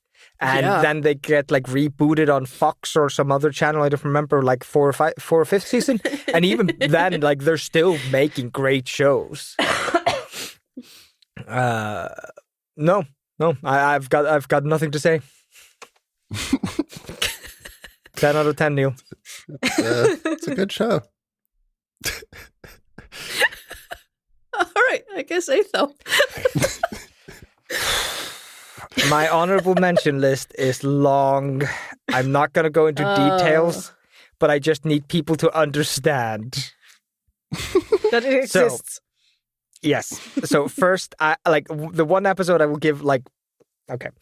Tenji Muyo was the first and only harem anime I ever watched. It like I just loved it as a kid. I have no excuses. I just liked it. Whatever. All right, Powerpuff Girls, genuinely one of the best 90s cartoons, cartoons, like just fucking watch it, it's awesome. Curse the Cowardly Dog, inventive, beautiful animation, just fantastic, the characters are beautiful, I love it. Two Stupid Dogs, who wrote this, who approved this? Oh my god, Thank Two you Stupid so Dogs. much, I love Two Stupid Dogs. There's an entire episode where they're trying to put a quarter in a phone booth and they end up robbing a bank to do it, and then when he finally does it, he uses the quarter to call the other dog who got arrested for the bank robbery. You got Cow and Chicken, which has Red Guy, which is just my favorite cartoon character in the world. There's a meme going around, like where the fact that in Cow and Chicken they always just ate pork butts, and the joke's like, oh, and somebody's surprised that this generation loves eating ass when this was our cartoons. Fantastic. I love that meme. Ed and Eddie are just guy, okay. Red Guy, Devil Guy, he's so good, he's so flamboyant. I love him. Now I know where that voice came from. Yes, now you do. Foster's Home for Imaginary Friends. I didn't understand what the fuck was going on when I was younger, but then as I grew up, I genuinely watched all of it as a 20-year-old plus. I watched all of it. It is all fantastic. Rebecca Sugar, you are a genius at writing, except for Butterscotch or whatever the name of that character was. It was I awful. slept on that show as a kid. I needed to get on that. So fucking good. Johnny Quest, the only adult cartoon that ever crossed my radar. So fucking cool. Great. And then Sheep in the Big City. I don't know why it stands out in my brain, but it absolutely stands out. All right, my honorable mentions are done, so now I have to bite the bullet and admit that Yu-Gi-Oh! Is my favorite cartoon series. Oh my god. Oh god. Yu-Gi-Oh! Genuinely changed my life. Hang on. So we've had Yu-Gi-Oh! Yep. Dragon Ball Z. Yep. And Dexter's Lab. Yes. I'm feeling a trend of utter nerd here. Like, I don't know what to tell you. Yu-Gi-Oh! I randomly came across it on Sky One, I think, when like we had Sky One for like a year in my house. It was on at 6 a.m. and for some reason I was awake and I watched the first episode, and then they showed the next episode, and then they showed the third episode. And I was hooked. I caught the first 3 episodes in a row. Like the first genuine, like 1, 2, 3 of the first season. And it was probably the first time in my entire life I had seen a show and just caught the first 3 episodes in a row. And I was hooked from there on. And I loved it. And I don't care that the first season makes no sense. There are no rules. Nobody's following the no rules that are there. And there's a scene where he stabs the moon to kill all the ocean animals, and that's not a move from the card game. That is not how this game works. But it's beautiful. It's so beautiful. So, all right. I watched one episode of that, and I don't think it was the whole episode because it was on I'm pretty sure it was on the channel that had the adverts, so I didn't manage to get watch of it. Is that the one with the cards that you throw and you randomly yell, "Go cards!" and the card action happens, and then the card like turns into like some fucking snake bullshit, and attacks the other card snake bullshit, and then the cards go back to normal, and then they play with their cards again. You don't. So you might be misinterpreting what's going on. It sounds more like Pokemon. They did. Yes, they did massive over-the-top movements. So they would put down a card and they'd be like, I draw a card from my deck, and now I put down the Celtic Guardian, and they like animate everything, and it's fucking fantastic. Yes. And then for some reason he goes, Celtic Guardian, full blade attack, and you're like, why are you yelling these things? Your card has an attack value. Just say attack. There is no full blade attack. You're just making shit up, dude. You're making us look bad in front of the other enemies. Yeah, they're kind of like this is what I'm talking about. Like the dude had like a blue coat or something, and he had like blonde or white or peach hair or some bullshit. Yep, and he was just consistently like and throwing cards at people. I'm like, nobody was throwing cards. What is this shite? There is one guy who throws one card, and that's Saro motherfucking Kaiba, and he is too rich to give a fuck. And he's the only character that's allowed to throw a card. He uses it to disarm a guy. And this is don't they throw cards like into the arena, and then that turns into the weird snake they shit? They genuinely put it on a thing they have on the wrist or a thing that is in front of them. They do not throw them. These are not shurikens. These are cards. No. Well, I was thinking they threw them in the middle and then they turned into like fucking snake dudes. No, that's Pokemon. I just remember they summoned creatures with this shit. There were holograms that summoned creatures and that then fought. Oh my god. Yes. Okay, no wonder I didn't understand. It was absolute madness. And the story of the show is just ludicrous. Like the first season, there's the Heart of the Cards, and you have Pegasus who's like stealing souls for some ambiguous reason. And he's not a horse. By the end of the Wait, from the cards or from the holograms? What? From the cards or the holograms or the people? Yeah, like it's some unicorn stealing like fucking soul shit. No, like this is just a name. He's not a horse. His name is Pegasus. He's Pegasus, and he's too fantastic to be even bothered with. Okay, is this like really advanced Pokemon the card game? No.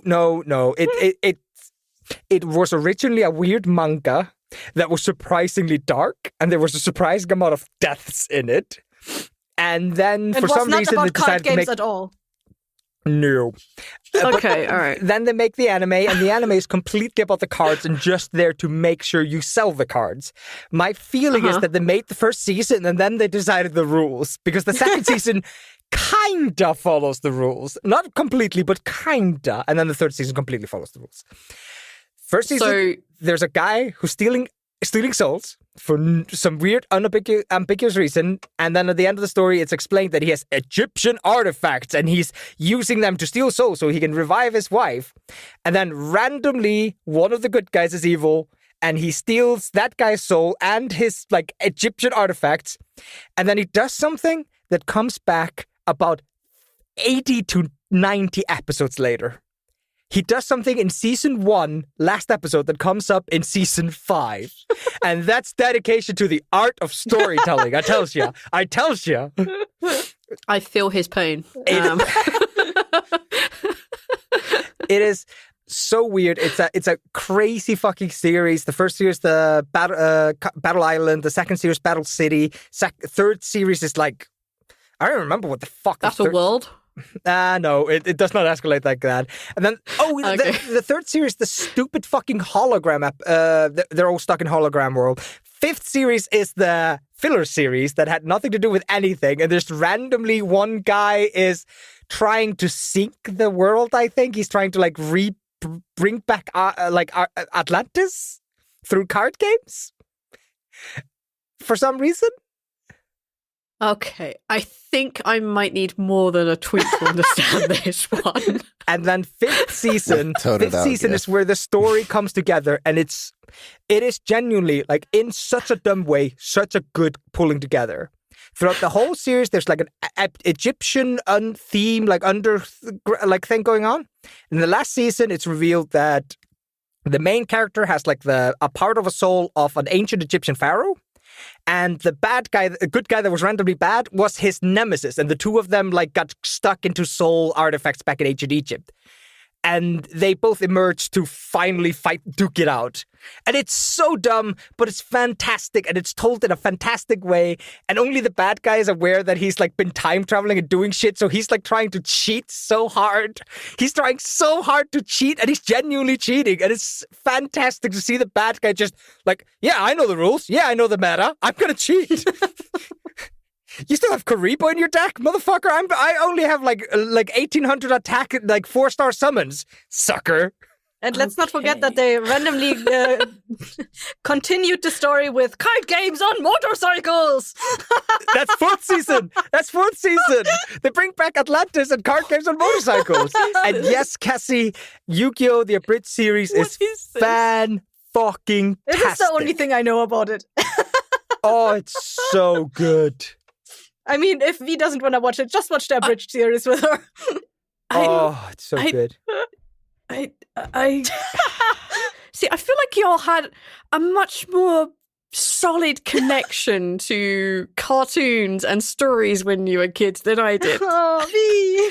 I read stupid shit like this is a random like tapir who lives in like the fucking jungles. I learned about that shit and how they hunt. I learned about stupid shit like what the fuck a platypus is and how stupid that is in biology. Like I learned stupid shit because I learned about volcanoes. I learned about that because of that fucking parents said you will watch documentaries.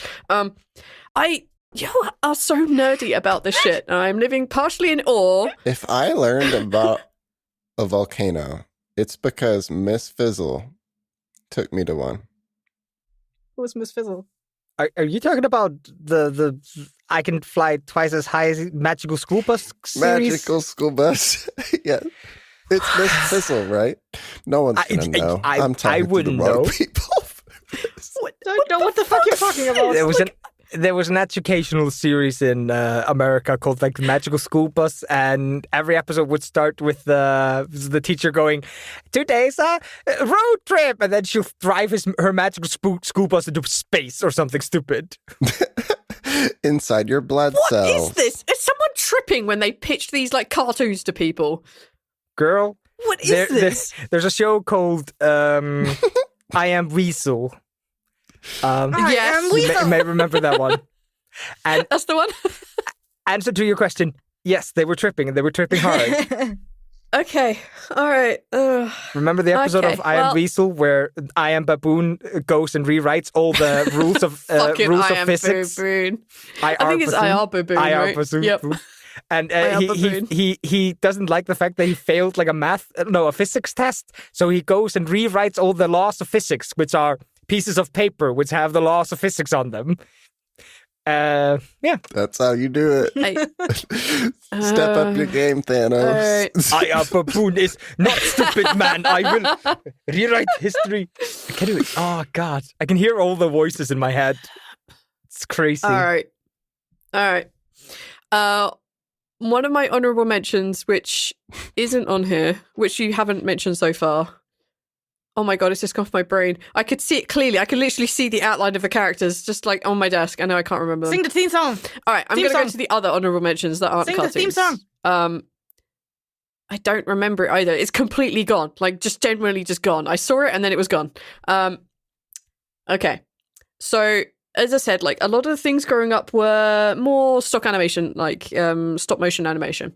So we had the Wombles, which was great because they were just giant, fluffy people in like giant, fluffy costumes, and they were always like, "Oh, no, that was the Teletubbies. No, this is called the Wombles, and it's like a fairly older-ish one." And yeah, you have to Google it. There was a song called "Everybody's a Womble," and everyone have a Wombling Christmas, which was a favorite in our household. And the Wombles were just big and fluffy, and they told stupid tales like, "This week we have to go clear up Womble Common," because a load of people had left litter on it, so they cleaned it up, and that was the whole episode. So that's one honourable mention. There was also Postman Pat, which I loved as a small child because it had the cat and it was cool, and we will forever argue about what the cat was called. It was just a black and white cat. It didn't have a name. It was literally in the Icelandic song, intro song. We named the cat. Cool. If you didn't name the cat, tough luck. We named it first. I don't know if it was named, but it was just in the song, Postman Pat and his black and white cat. No. That was it. He did shit early in the morning because he was a postman. Pósturinn Páll og kötturinn Njáll. Postman Pat and his cat Njáll. It rhymes in Icelandic. Shut up. If you didn't name it, that's your fuck up. No flag, no because country. Pat and cat rhyme. Okay, so we had that. We also had we had Thomas the Tank Engine, which we have discussed before, and I used to enjoy the shit out of that. And there was a side set of stories called Tugs, and I had them in in books. And the Tugs were basically the same the same kind of like style as Thomas the Tank Engine, except they were about tugboats. Scary. Thomas the Tank is terrifying. Those faces are trapped in there. Yes, they are. Help And they them. always look so sad and upset. And genuinely, the one episode that sticks out to me is when they end up like one of the trains are misbehaving, and then they put him in a tunnel and they block up the tunnel, and it's so dark and so creepy, and it's hilarious. And I used to love it. I used to have Thomas the Tank Engine toys, like just play with them. So yeah, there was that. All right, so. That was kind of the level of shit that I grew up with. Cartoons passed me by. These stupid things, animation, stop motion are great. Also, massive shout out to Wallace and Gromit because I fucking love that shit. Okay. And they also did a movie. It was amazing. Anyway, my other cartoon isn't like a cartoon series because, again, that's not a thing that I remember very much. But there were a lot of cartoon movies that were played. And my absolute favourite, and will still remain my favourite forever and ever, is the BFG. So the BFG recently had a remake where they used live action shit, and I didn't enjoy that. That was bad. But the BFG, the cartoon, was basically based on the book called The BFG by Roald Dahl, and I loved all of his books. His books are why I got into reading. Like, his books were the first ones I ever read. And I think I read The Magic Finger was my favourite one. I was always upset that they never converted that into a cartoon or anything like that.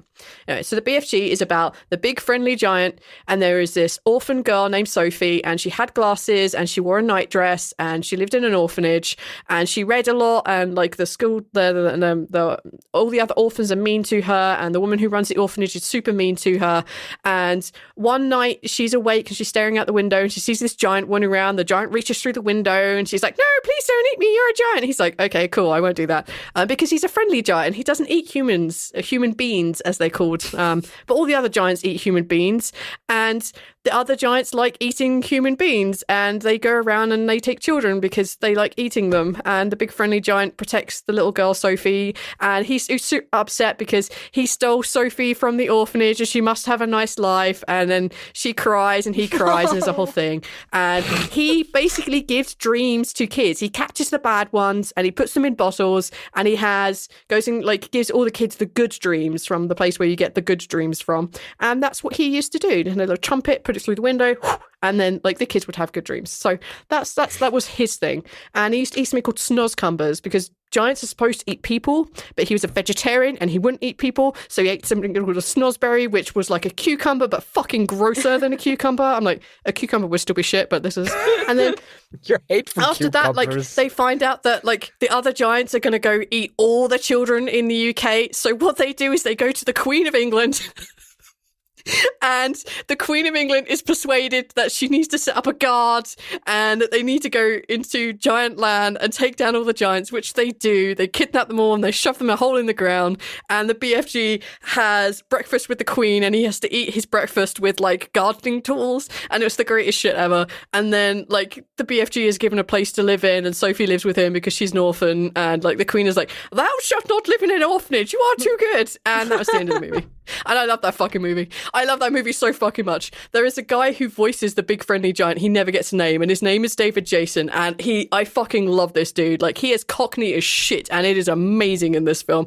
And I love it so effing much. So the BFG is my favorite cartoon from a kid. I know it's not a series, but it's the only thing I could definitely say is a cartoon. And there you go. That's the BFG.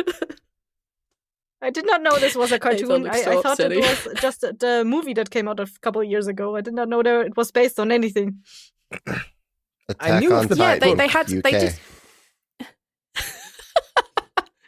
So they did do a remake recently of the BFG where they used like live actors and shit like that, and it was okay. It got the gist of it, but it took out all the songs that they had. I'm pretty sure the BFG had songs. At least I remember it having songs anyway. It was I a while remember since I've singing watched while it. watching it. Yes, and I think it was about the snozzberries, snozz cucumbers. And also he used to drink this like carbonated beverage, and it would make him fart a lot, and it was just like the funniest shit as a kid. But no, yeah, like there was the original cartoon that came out like a year after I was born, so like 89, and it was based on a book by Roald Dahl, and Roald Dahl wrote a lot of like kids books and adult books as well. He also wrote a lot for like Tales of the Unexpected, like a British version of like the Twilight Zone, that kind of thing. And he wrote lots of kids books because he had kids and he found it interesting to talk to them and like tell stories. So he'd write them down. He did Matilda, he did The Magic Finger, he did oh, bloody hell, it's been so long. James and the Giant Peach, which is one of my other honourable mentions, because it's not a cartoon, but it was stop motion. And it had Pete Postlethwaite. I'm never going to pronounce his name. But he has such like a good, like, voice to him. I'm like, yes, I would want this in something I voiced, but he died like 10 years ago. So I'm like, shit. That's one of my hopes and dreams dashed. Time to invent time traveling. There you go. Yeah, we have to beat up Neil's childhood friends who were clearly time-traveling Pokemon card scabbers. Yes.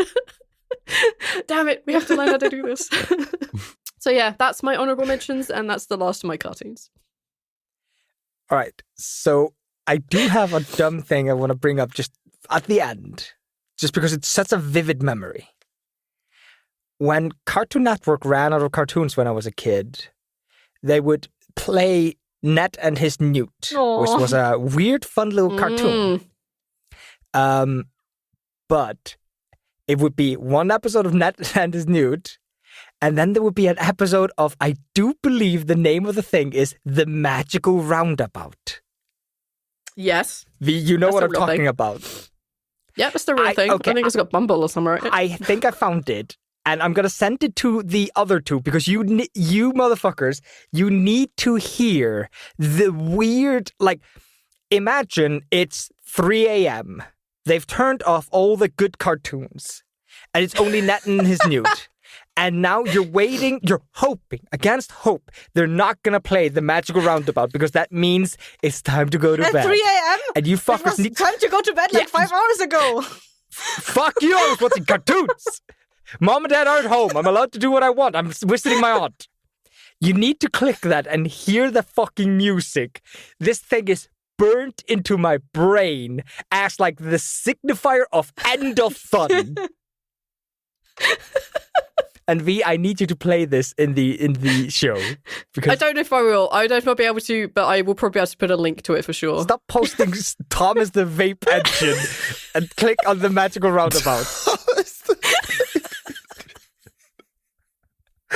Oh god. The music already hurts my ears. Yeah, you don't have to listen to anything past the like you've got it at that point. What the fuck is wrong with his head? It's gonna turn 360 degrees and oh god, he's gonna vomit. It's so bad. Sorry, I'm going to watch some of this because what the fuck? Yeah, so this was like the kind of like the Magic Roundabout was the kind of like style of a lot of things that we had in the UK for kids. Like that was just a lot of what we had. Yeah. So just that off-key theme, that clear recording from from before the sun like was born, like this recording that came from the dark matter that created the universe. That fucking song, man, that fucking song will play in my personal hell when I'm dead. And I'm done. All right. I don't want to watch this anymore. This is creepy. I'm still laughing really hard. Yeah, it's super strange. The way the head moved. Like, what the fuck? It's so upsetting. All right. I guess that's kind of us for this week then. This episode at least. I think it's Neil next. I'm giving up the pretense of rolling. I could roll if you want, though. Let me give it a shot.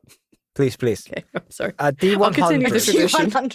A D100. Yeah. All right, so Neil is between 77 and 50 3. No, he's between 51 and 75. There we go. Oh wait, I need to roll 2 dice to make it sound like I'm actually rolling. Hang on, I'm sorry. I was so hoping you'd roll a single dice. It is 77. So wait, no, 51. 51. Shit, I fucking nailed it. So Neil, you're in charge of whether the hell it is.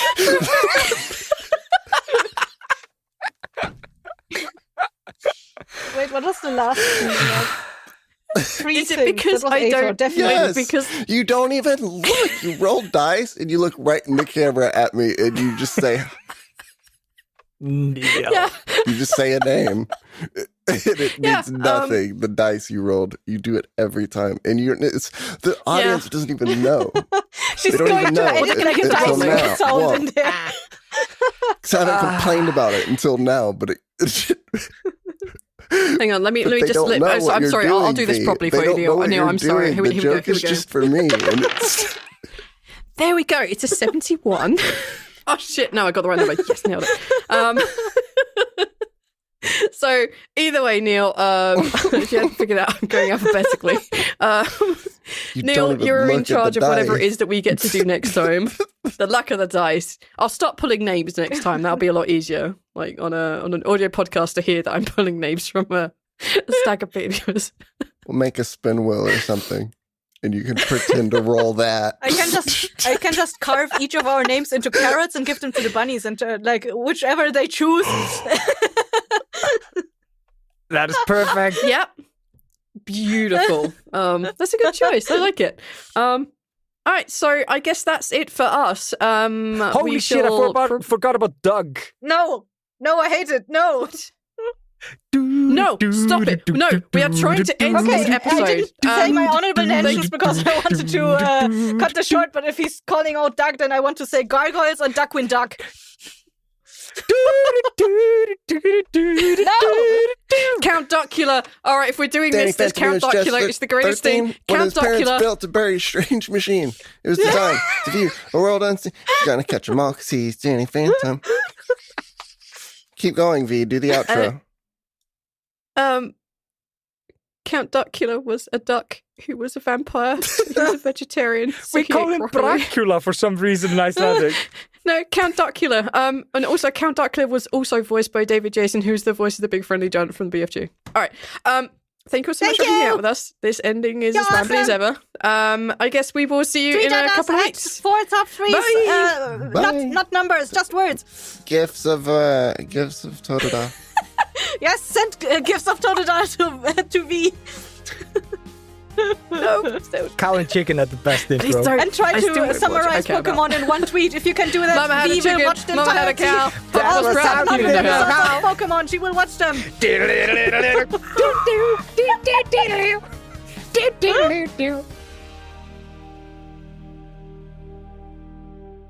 Hey there, Cassie here.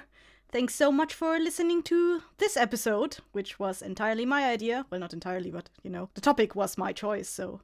And what a topic it was. I still think I'm right in what I said about the argument I had with Aethor, but, everyone's free to have their own opinions. Speaking about opinions, if you have any opinions on this podcast, you can leave a little review for us on iTunes or on Podchaser or wherever you can leave reviews. Or if you already left us a review, you can add us on Twitter at 4top3s. Or you can go to Blighthouse.studio, which currently has a link tree linking to all the places you can find us. And you can basically add us there and let us know what your favorite childhood cartoon was. Or if you want to add anything to the discussion Aethor and I had, of course. Anyway, I'm rambling. You're about to hear an ad from a podcast called The Polyglottal Stop, which is a really cool podcast that looks at all kinds of languages and all the shenanigans that happens within the languages. And stuff that gets lost in translation and stuff like that. It's really cool. Anyway, see you next month. Bye! This has been a Blighthouse Studio production. Thank you for listening.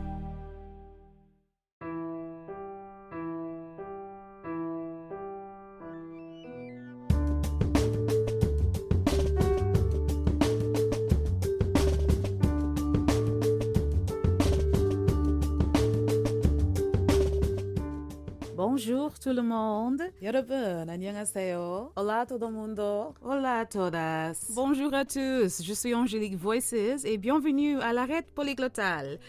Est-ce que ça marche, l'arrêt polyglottale? Je ne sais pas.